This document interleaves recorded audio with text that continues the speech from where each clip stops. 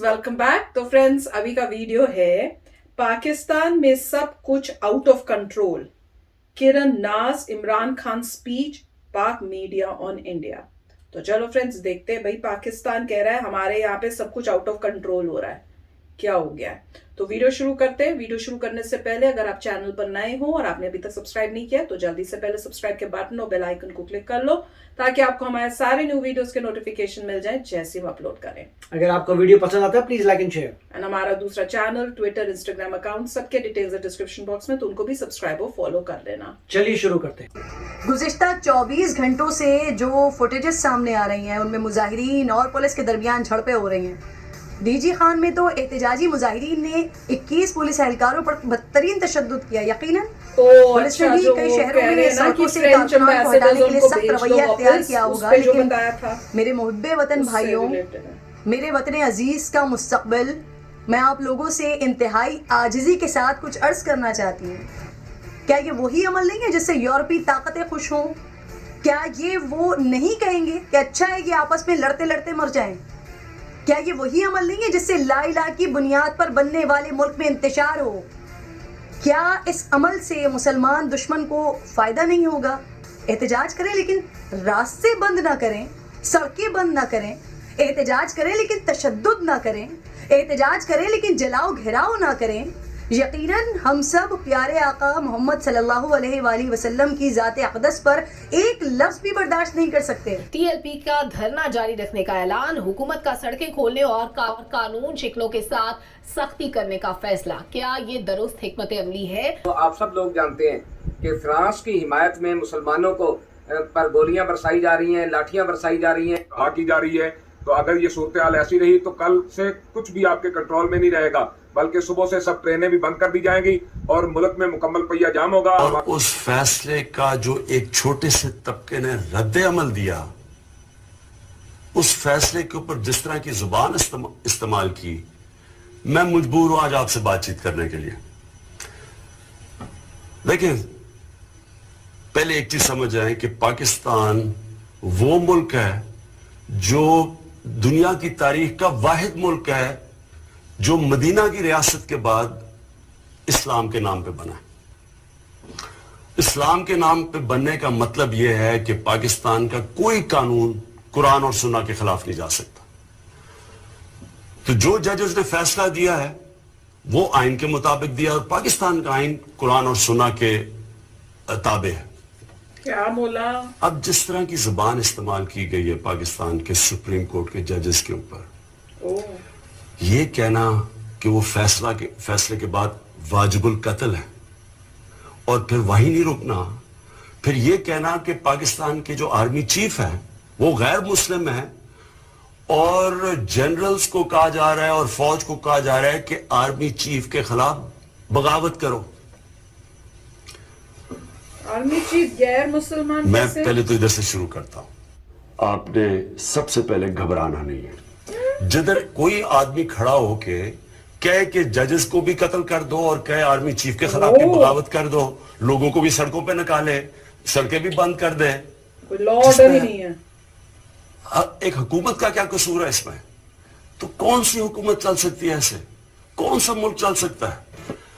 अब अगर इस तरह की हरकतें करनी है कि आप सुप्रीम कोर्ट के फैसले अगर आपको पसंद नहीं आए, यानी ये कहने की ये कोशिश कर रहे हैं कि अगर सुप्रीम कोर्ट इनके कहने के मुताबिक, इनकी मनपसंदी के मुताबिक फैसला नहीं करता तो इसका मतलब ये फैसला ही नहीं मानते।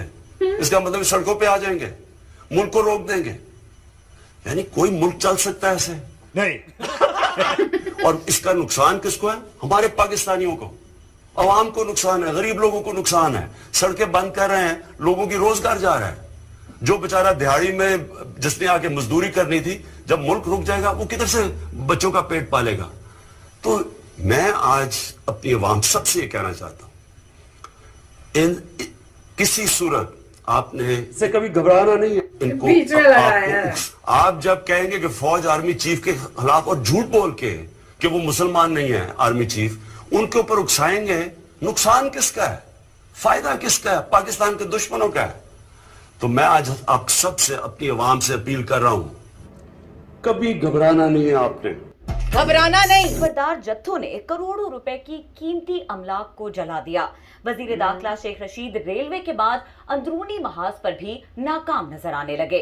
मातहत फोर्स को मुश्तइल हुजूम के हवाले करके रूपोश हो गए। पूरे मुल्क में जो इस वक्त सिचुएशन है वो आपके सामने है, जिस तरह का तशद्दुद आया है सामने, यहाँ लोगों को दुख होता है कि सारा साल हम यहाँ grey list, black list, white list, तो काली पीली लिस्ट या लिस्ट का रोना रोते रहते हैं, लाश बनाते रहते हैं, हम चीज़ें करते रहते हैं। सिर्फ एक यहाँ पे छोटी सी चीज़ एक आपकी ट्रिगर होती है और पूरी दुनिया में वो सारा वही मैसेज चला जाता है कि पाकिस्तान जो है ना अनगवर्नेबल हो चुका है, या ना पे कोई रियासत का वजूद रह गया, ना रियासती आपके इदारे रह गए, ना कोई मिनिस्टर है। इंटीरियर मिनिस्टर को देख लें, शेख रशीद साहब को, उनके बल्कि वीडियोज़ चल रही हैं, उनके सामने आई हुई है, नजर नहीं आए नजर आए तो उन्होंने कहा कि कोई यहाँ पे मसला ही नहीं है। मैं उनका देख रहा था, क्लिप एक देख रहा था जिसमें फरमाया जनाब कोई मसला ही नहीं है, कोई प्रॉब्लम भी नहीं है।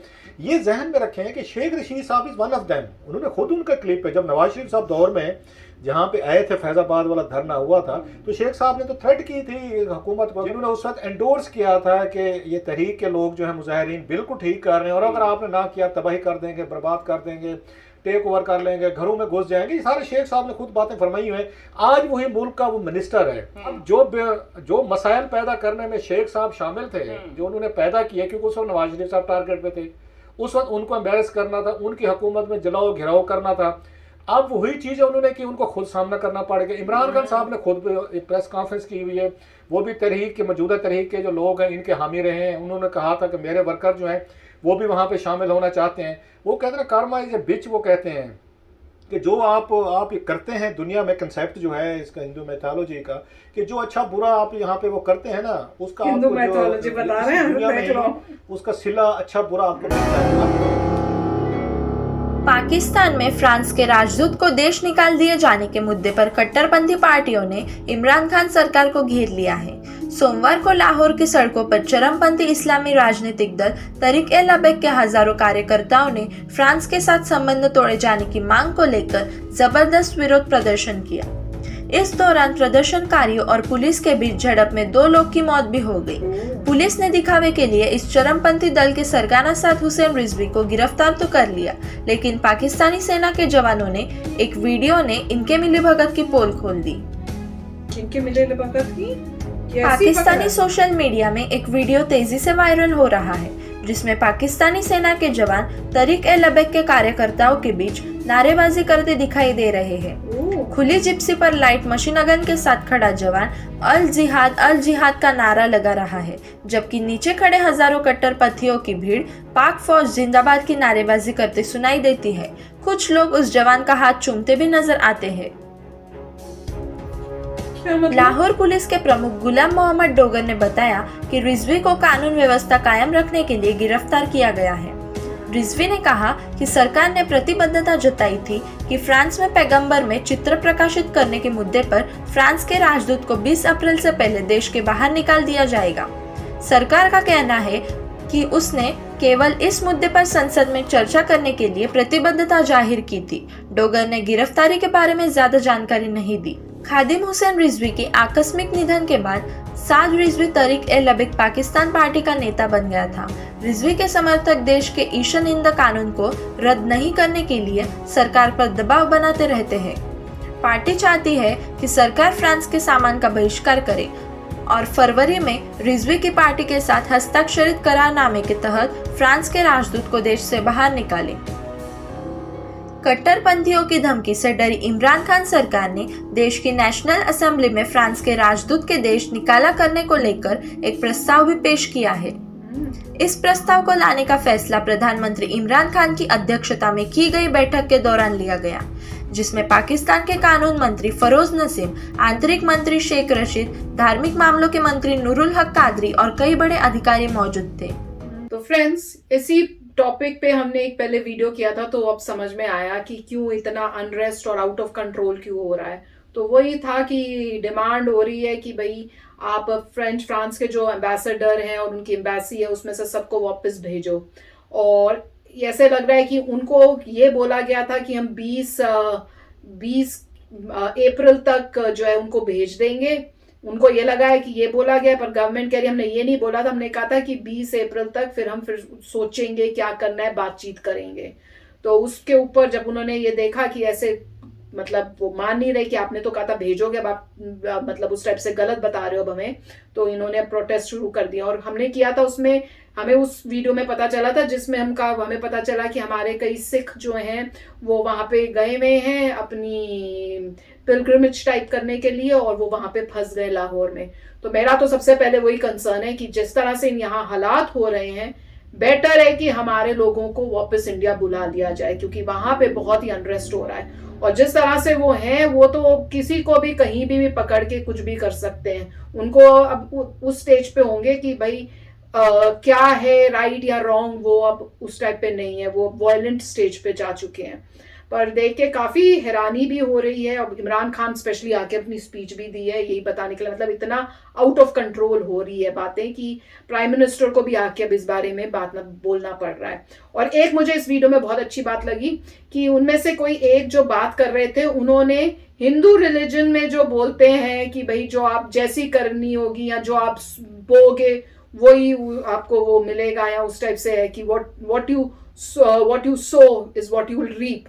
तो वही उन्होंने अपना, हमारा जो रिलीजन में होता है जैसे करनी वैसी भरनी, वही उन्होंने यूज किया। तो स्पेसिफिकली बोला भी कि भाई उस हिंदू रिलीजन में जो होता है, जो बोलते हैं वही होना ही था। तो ऐसे लगता है कि इमरान खान और उन लोगों ने अपने टाइम में किया होगा, जो उस टाइम की गवर्नमेंट थी, अब वो गवर्नमेंट में आए तो उनको भी वही फेस करना पड़ रहा है। तो काफी शॉकिंग बात है। तो काफी लग रहा है कि किस तरीके से प्रॉब्लम्स इंक्रीज हो गई हैं। वैसे यूएस में ज़्यादा कवरेज नहीं आई है हमें तो कुछ इन चीज़ों की, हमें पता नहीं था।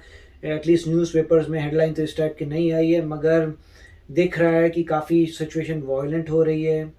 और मेरे को इसी बात का थोड़ा अजीब लगता है, क्योंकि जब भी कोई आता है, कोई भाषण वगैरह जो भी आते हैं, स्पीच के लिए आते हैं, उसमें ये ज़रूर कह देते हैं कि पाकिस्तान जो है इस्लामिक स्टेट है, और हम मक्का मदीना का कोई रेफरेंस देते हैं, फिर कहते हैं कि हम कुरान के ऊपर बेस्ड हैं। हर चीज़ में रिलीजन बहुत ज़्यादा आता है। तो मेरे ख्याल से ये बहुत बड़ा डिफरेंस है इंडिया और पाकिस्तान में। इंडिया में रिलीजन नहीं आता है, यहाँ पे हर चीज़ में शुरुआत ही रिलीजन से होती है। तो मेरे ख्याल से एक तरीका शायद बन गया है इनकी गवर्नमेंट का, लोगों के माइंड्स को एक तरफ करने का, लोगों के माइंड्स को ब्रेन वॉश करने का। बस यही सोचते रहो सारा दिन, रिलीजन ही सोचते रहो, और चीज़ों में प्रोग्रेस ना करो, क्योंकि अगर और चीज़ों में प्रोग्रेस करोगे तब तुम्हें नज़र आएगा कि गवर्नमेंट में क्या प्रॉब्लम है। मुझे तो ये लग रहा है कि किसी तरीके से कौन गवर्नमेंट अपने लोगों को बार बार रिलीजन के बारे में ही बताती रहेगी, नहीं बताएगी, राइट। इंडिया में देखिए, हम बात करें साइंस टेक्नोलॉजी की प्रोग्रेस की, और जो भी कोरोना वायरस की प्रॉब्लम आ रही है तो कोरोना वायरस की प्रॉब्लम सॉल्व करने में लगे हुए हैं, और चीज़ें कर रहे हैं, मगर रिलीजन हमारे लिए फैक्टर नहीं है। सेक्युलर कंट्री हमारी यहाँ पे, जबकि ठीक है आप इस्लामिक कंट्री, मगर बार बार रिलीजन क्यों लाते हैं, हमें कोई समझ नहीं आता। तो ये बहुत ही अनयूजुअल है, क्योंकि हम लोग